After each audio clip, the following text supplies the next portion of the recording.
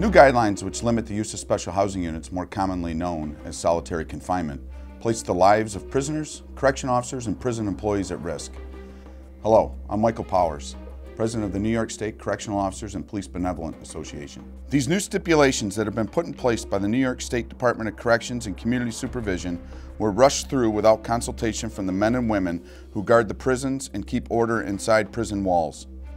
Special housing units have always been used as a deterrent to bad behavior. They were designed exclusively for prisoners who are unable or unwilling to follow the rules. With new restrictions now in place that severely curtail the use of these units as a tool for corrective behavior, prisoners have significantly less incentive to obey officers or civilian staff. These new regulations were prompted by a recent study released by the New York Civil Liberties Union that is filled with fabrications and assumptions. It has misled decision makers. The result is that our prisons are as dangerous as ever, and this could have been prevented.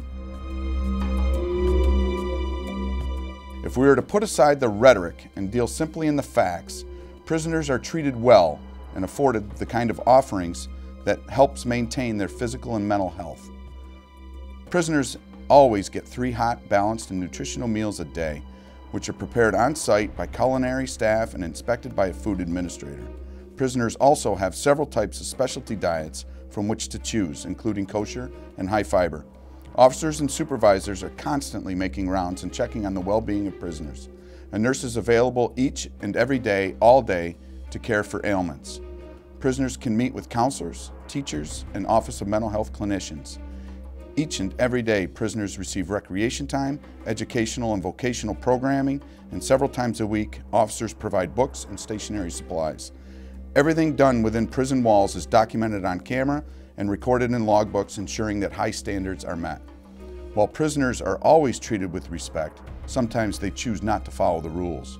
Because of the state regulatory agency's new regulations, there is no minimum penalty for various infractions, including fighting or sexual assault. If an inmate assaults another inmate, a corrections officer, or a prison employee, oftentimes there is no recourse for punishment.